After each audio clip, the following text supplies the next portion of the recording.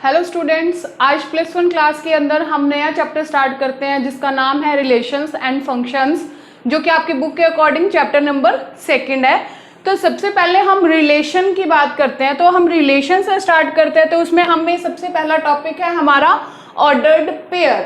तो सबसे पहले हम ऑर्डर्ड पेयर के बारे में पढ़ेंगे कि ये क्या होता है। तो देखिए ऑर्डर्ड पेयर क्या होता है। मैंने कोई 2 लिखे नंबर्स इन ब्रैकेट के अंदर। ऑर्डर्ड पेयर क्या होता है कि ये क्या होते हैं, उसके अंदर एलिमेंट्स बोल सकते हो आप इसे ऑर्डर्ड पेयर के, कंपोनेंट्स बोल सकते हो, ऑब्जेक्ट्स बोल सकते हो, और किन्हीं 2 एलिमेंट्स को सिंपल ब्रैकेट में अगर मैं क्लोज कर दूं तो वो उसे क्या बोलते हैं हम, ऑर्डर्ड पेयर। अब बात करते हैं कि इसके ऑर्डर का इसमें मीनिंग क्या है। ऑर्डर का मीनिंग क्या है, जो ए है यहाँ पे, ए हमारा क्या है, फर्स्ट एलिमेंट होगा हमेशा, और बी क्या होगा हमारा, सेकंड एलिमेंट। यहां पे इन एलिमेंट का ऑर्डर बहुत मैटर करता है। मतलब कि आप इसमें इस टाइप से नहीं लिख सकते कि ए बी इक्वल है बी ए के। ये कब तक इक्वल नहीं हो सकता, जब तक ए, अगर ए बी के इक्वल है तो आप ये बात लिख सकते हो। अगर ए बी के इक्वल नहीं है तो आप ये बात नहीं लिख सकते। अब मैं आपको ऑर्डर की बात बताती हूं। आपने 10th क्लास में ग्राफ किए होंगे। ये हमारा एक्स एक्सिस था और ये हमारा वाई एक्सिस था ना। जैसे मान लो मैं आपको एक पॉइंट बताती हूं, यहां पे पॉइंट लिया मैंने 1 2 और एक 2 1। ये आपको पता होता था कि जो 1 है यहाँ पे हम ये 1 2 3 ले लिया मैंने, ये 1 2 3 ले लिया, ठीक है। 1 2 कैसे ड्रॉ करते थे, 1 हमारा एक्स एक्सिस का पॉइंट था और 2 हमारा वाई एक्सिस का। तो 1 2 पॉइंट क्या होता था, यहां से 1 और ये हो गया, और 2 1 का मीनिंग ये 2 और ये पॉइंट हो गया, ये 2 1 हो गया और ये 1 2 हो गया। अब आप मुझे बताओ, क्या मैं यहाँ कह सकती हूँ कि 1 2 2 1 पॉइंट सेम है? नहीं है ना, यानी कि इनका ऑर्डर फिक्स है, रूल है ये कि हमें यही लेना है। इसी टाइप से ऑर्डर्ड पेयर का ये क्या है, रूल है कि इसका ऑर्डर बहुत मैटर करता है। ऑर्डर का मीनिंग क्या है कि हम इनको इंटरचेंज नहीं कर सकते, मतलब दूसरे एलिमेंट को पहले नहीं लिख सकते, पहले को दूसरे पे नहीं लिख सकते। और दूसरी बात, आप जब ये वाला चैप्टर करते हो तो सेट्स आपके माइंड में हमेशा रहता है। तो सेट और इस कंसेप्ट को मैच नहीं करना आपने। क्यों नहीं करना, देखो आप कहते हो मान लो ये ब्रैकेट अगर आ गई, ये कभी भी इक्वल नहीं होता ना, क्योंकि ये तो एक ऑर्डर्ड पेयर है और ये क्या है, एक सेट है। अब आप बात करते हो जैसे सेट में हम कोई भी एलिमेंट रिपीट नहीं करते थे, बट हम ऑर्डर पेयर में a, लिख सकते हैं। क्लियर। नेक्स्ट पॉइंट क्या है, और इसमें सेट में हमारा 1 2 और 2 1 इक्वल होता था, हम 1 टाइम ही लिखते थे ना यहाँ पे। लेकिन यहाँ पे 1 2 और 2 1 का डिफरेंट मीनिंग है। तो आप इन चीजों को बिल्कुल मिक्स मत करना। ये मैं इसलिए बता रही हूं क्योंकि एक्सपीरियंस है, बच्चे क्या करते हैं, इसे मिक्स करते हैं।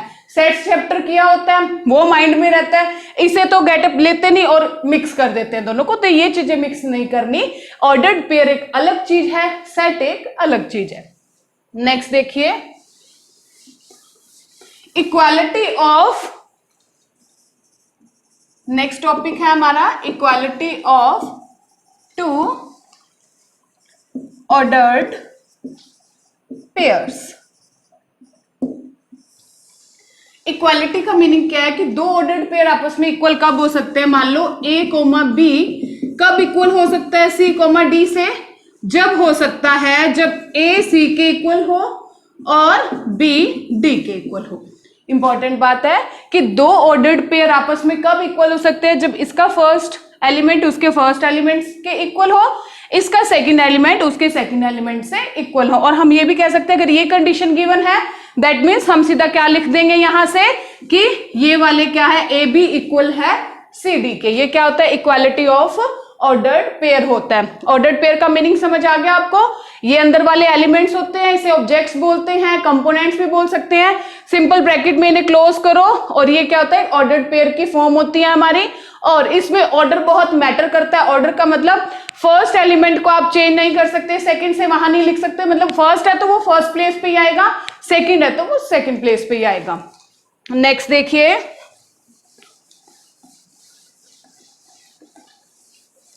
अब मैं आपको equality of two ordered pair पे एक क्वेश्चन करवाती हूँ। एग्जांपल क्वेश्चन है, if 3a minus 2 and b plus c equal है 2a minus 1 and 3, मुझे फाइंड करना है a और b। ठीक है, तो वही सेम चीज है। Equality of two ordered pair क्या होता है, फर्स्ट एलिमेंट फर्स्ट के इक्वल होता है, सेकंड एलिमेंट सेकंड के इक्वल होता है। तो यहां से मैं क्या लिखूंगी, by the definition of equality of two ordered pairs AC 3a minus 2 equal to 2a minus 1 and b plus 3 equals to 3 लिख दूंगी मैं। यहां से हमें a और b की वैल्यू फाइंड करनी है। b की तो डायरेक्ट आ गई 0, a की देखिए क्या आ जाएगा 3a, 2 इधर आके माइनस का हो गया, -1 माइनस का 2 उधर जाके क्या हो गया प्लस का हो गया, ये आ गया a इक्वल्स टू 1 आ गया।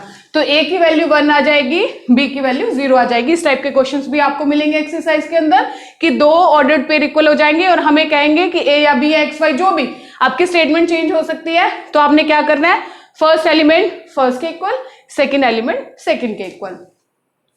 नेक्स्ट देखिए टॉपिक हमारा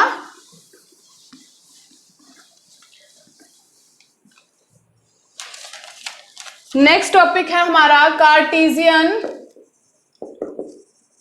प्रोडक्ट ऑफ टू सेट्स। तो देखिए इसके डेफिनेशन में सबसे पहले हम क्या लिखेंगे, let A and B be two sets non empty sets.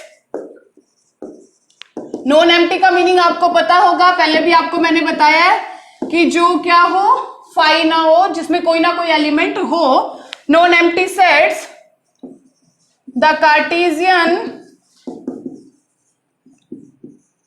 Product of A and B denoted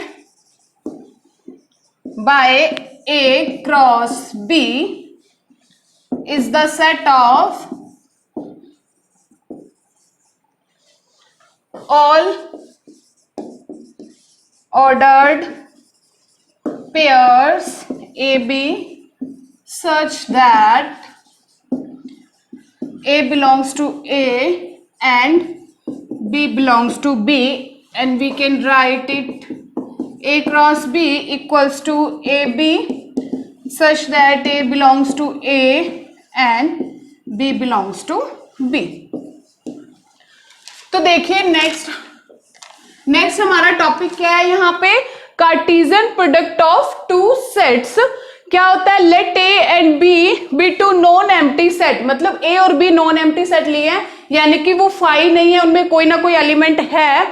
the Cartesian product of A and B denoted by, सबसे पहले हम उसे कैसे डिनोट करते हैं, ए क्रॉस बी से, is the set of all ordered pairs A B such that A belongs to A and B belongs to B. कहने का मतलब क्या है, कोई ए सेट होगा हमारे पास, कोई बी सेट होगा, हमें गिवन होगा और उसे हमें कह देंगे कि उनके आप कार्टेशियन प्रोडक्ट फाइंड कीजिए। तो कार्टेशियन प्रोडक्ट एक्चुअल में होता क्या है, इन दोनों सेट के अंदर जितने भी ऑर्डर्ड पेयर के सेट बनते हैं उसे हम क्या बोलते हैं, Cartesian product of two sets. इसमें क्या होता है, जैसे ए बी है, अगर आपको ए पहले लिखा है ना, तो ए एलिमेंट किसको बिलोंग करेगा, कैपिटल ए सेट को, और बी किसको बिलोंग करेगा, बी को। और ये कैसे, इसकी डेफिनेशन है, क्या लिखा जाता है, A cross B, A B such that A belongs to A and B belongs to B. अगर मान लो यहां पे आ जाता हमारे पास कि B क्रॉस A और एलिमेंट यही होते ए बी, तो आप ये नहीं कर सकते कि आप इसको ऐसे लिख दो, ए बी सच दैट कि B belongs to B and A belongs to A।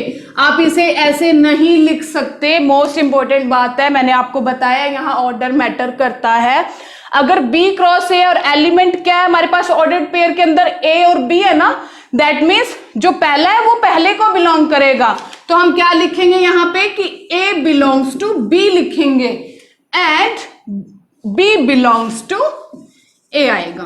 Clear होगी ये बात। यहाँ पे ये फर्क नहीं पड़ता कि A है तो वो कैपिटल A सेट में ही होगा, B है तो B में ही होगा, नहीं, हमें यहाँ देखना है कि पहले कौन बाद में कौन, B है, दैट मीन्स ए किसको बिलोंग करेगा, बी को करेगा, और बी किसको बिलोंग करेगा, ए को करेगा। अगर आप ये डेफिनेशन लिखते हो तो ये गलत होगी, ठीक है। नेक्स्ट देखिए इसी के अंदर कि एक चीज है कि ए क्रॉस बी, या चलो पहले मैं आपको एक एग्जांपल करवाती हूं कि कार्टेशियन प्रोडक्ट हम फाइंड कैसे करते हैं।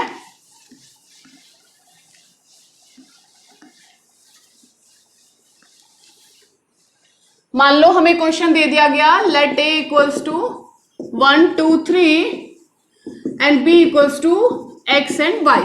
Find A cross B and also B cross A, यानी कि हमें कार्टेशियन प्रोडक्ट बतानी है ए और बी की और बी और ए की। तो पहले हम ए क्रॉस बी फाइंड करते हैं। ए क्रॉस बी का मतलब क्या था कि पहला एलिमेंट किसका होगा, ए का होगा, दूसरा किसका होगा, बी का होगा, और हमें क्या बनाने हैं, ऑर्डर्ड पेयर के सेट बनाने हैं। तो देखिए पहले नंबर पे हम यहां से स्टार्ट करते हैं 1 की एक्स के साथ पहला, फिर 1 की वाई के साथ। ये ऑर्डर्ड पेयर बन गया हमारा। पहले नंबर पे ए के रखने हैं, दूसरे नंबर पे बी के रखने हैं, ध्यान देने वाली बात है। अब किसकी बारी आ गई, 1 हो गया 2 की, तो क्या लिखूंगी 2x and 2y। Clear. Similarly 3x and 3y, ये होती है कार्टेशियन प्रोडक्ट। अब हम करते हैं बी क्रॉस ए। अब बी क्रॉस ए का मतलब क्या है, पहले नंबर पे बी के आएंगे, फिर किसके आएंगे, ए के एलिमेंट्स आएंगे। तो पहले क्या आएगा, देखो x1, फिर क्या लिखूंगी x2 एंड x3।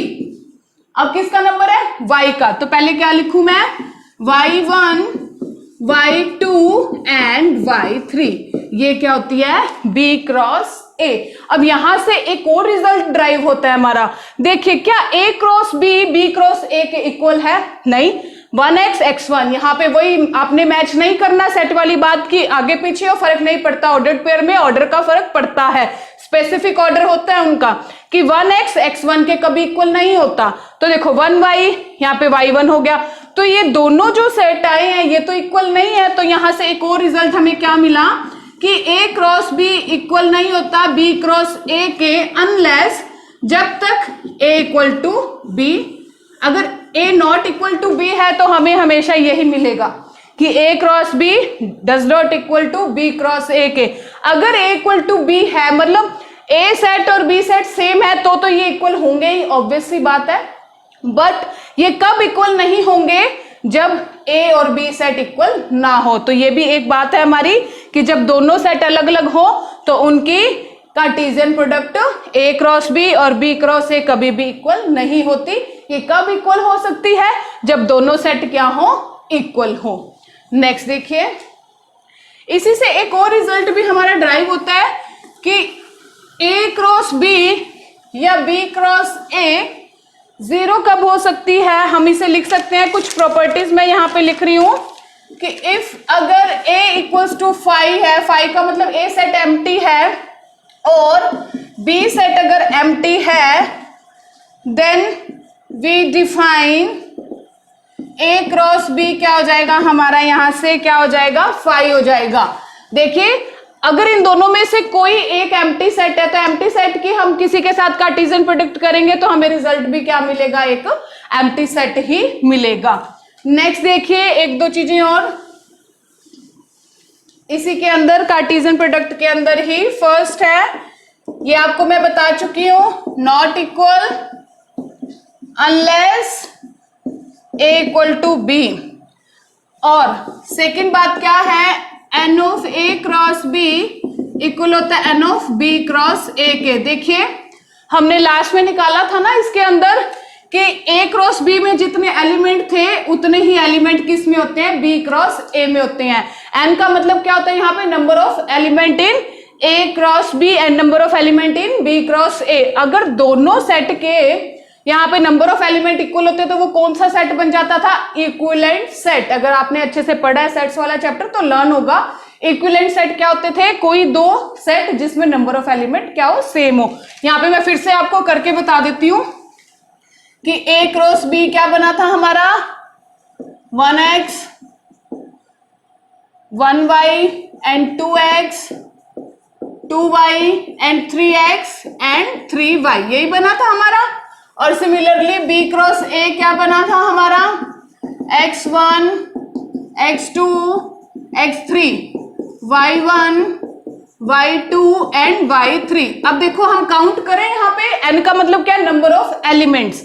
एक दो, ये यहाँ पे जो ऑर्डर्ड पेयर है ये हम एलिमेंट ही कंसीडर करेंगे। इधर 1 2 3 4 5 6 एंड 1 2 3 4 5 6, यानी कि a क्रॉस b में मुझे 6 मिला और b क्रॉस a में भी 6 मिला।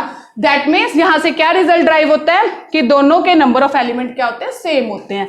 नेक्स्ट देखिए थर्ड पॉइंट,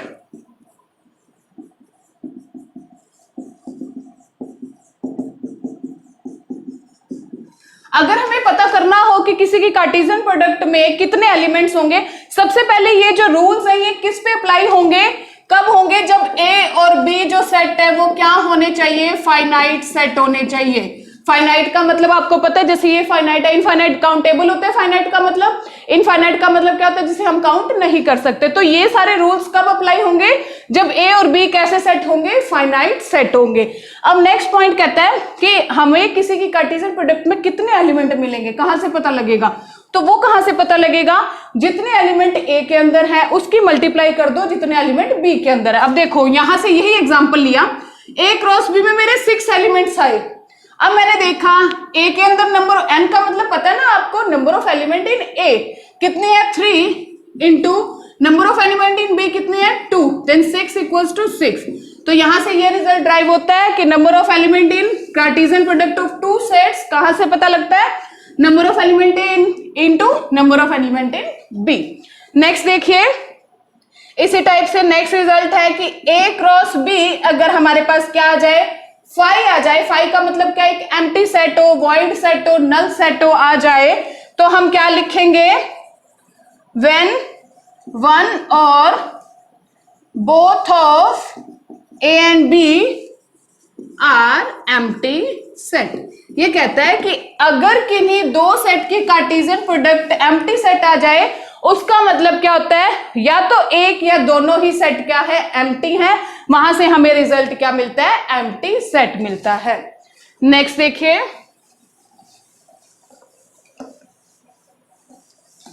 अभी तो मैंने आपको 2 ए क्रॉस बी बताया कि किस टाइप से लिखते हैं हम, कि A B such that A belongs to A and B belongs to B. ठीक है, इसी टाइप से 3 सेट आ जाए, मान लो ए क्रॉस बी क्रॉस सी आ जाए, तो हम उसे कैसे लिखेंगे, यहां पे आ जाएगा A B C such that A belongs to A, B belongs to B and C belongs to C आ जाएगा। ठीक है, ये हो जाएगा हमारा रूल। सिमिलर हम इसे, मैं आपको ग्राफ की हेल्प से बताती हूं कि ये वाले किस टाइप से बनते हैं, इसकी ग्राफ की रिप्रेजेंटेशन। सबसे पहले जो हम ये वाला क्या लेते हैं, सेट ए लेंगे और ये क्या होगा, सेट बी होगा। ठीक है, हम नंबर्स ड्रॉ कर लेते हैं, कितने हमने क्या लिया है, सेट ए क्या है 1 2 3 1 2 3 और वो क्या लिया हमने x एंड y। ठीक है, तो सबसे पहले ए क्रॉस बी बता रही हूं मैं आपको, कैसे रिप्रेजेंट कर रही हूं मैं यहाँ पे ग्राफ के अंदर। पहला है 1x, यानी कि इसका 1 और इसका x, ये वाला पॉइंट आ गया। यहां से यही होता है ना, सेट ए का तो 1 है बट सेट बी का x है, देन दिस पॉइंट, ये आप कर चुके हो 10th क्लास के अंदर। आफ्टर दैट 1y 1 और y ये पॉइंट हो गया।